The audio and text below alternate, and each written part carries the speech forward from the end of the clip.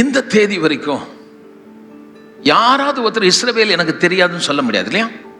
தெரியவே தெரியாதுன்னு சொல்ல முடியாது. டெய்லி நியூஸ்ல வரும், அவனை அடிச்சு அவனை ஒன்றும் இல்லாமல் ஆக்கணும். செகண்ட் வேர்ல்டு வார் டைம்ல பார்த்தீங்கன்னா அவங்கள நீங்க கூகுளில் சர்ச் பண்ணி பாருங்க.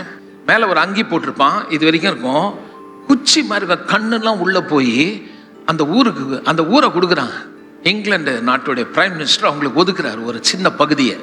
அந்த பகுதியில் போனால் அங்கே எண்ணெய் கிடையாது, நெல் போட்டால் முளையாது, அரிசி போட்டால் வராது, பார்லி போட்டால் வராது, கோதுமை போட்டால் வராது, எண்ணெய் வளம் கிடையாது, தானாகவே செத்துருவாங்க. அது ஏற்கனவே உடம்புல சக்தி இருந்தாவது கொஞ்சம் உருப்படலாம். போகும்போது எப்படி போனாங்க, நீங்கள் ஒன்று இப்போ ஃபோட்டோ பாருங்கள், அவன் போய் கண்டிப்பாக சாவணும் அந்த மாதிரி இடத்துல போகிறான். ஆனால் அந்த தேசத்தை இன்னைக்கு நீங்கள் ஃபோட்டோவில் பாருங்கள், எப்படி பாலைவனத்தை சோலையாக்கி வச்சிருக்கான்னு பாருங்கள். நான் ஏதோ ஒரு கதை சொல்ற நினைக்காதீங்க, இதெல்லாம் ஹிஸ்டாரிக்கலா நீங்க பார்க்கலாம். அவனுடைய பலன் அல்ல, அவனுடைய திறமை அல்ல, அவனுடைய சாமர்த்தியம் அல்ல. ஒரே ஒரு காரணம், கர்த்தர் ஆபிரகாம் சொல்றாரு, உன்னை ஆசீர்வதிக்கவே ஆசீர்வதித்து உன்னை நான் பெருகவே பெருக பண்ணேன்.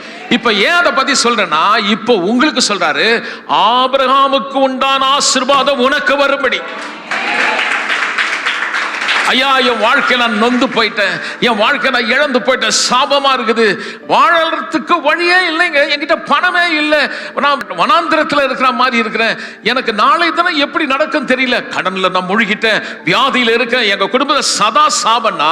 இப்போ நீங்க கவனிங்க, உங்களுக்கு ஒரு மேலான உடன்படிக்கை படைச்ச தெய்வம் மனுஷனா என்ன பிதாவிடத்துல கொண்டு போய் நிறுத்தும் போது என்ன தண்டிக்கும்படி அல்ல, எந்த விதத்திலும் ஆக்கினை தீர்ப்பு இல்லாத நிலையில் நிறுத்தும்படி எனக்காக ஒருவர் சாபமானார், நீங்கள் ஆசீர்வாதமானீர்கள்.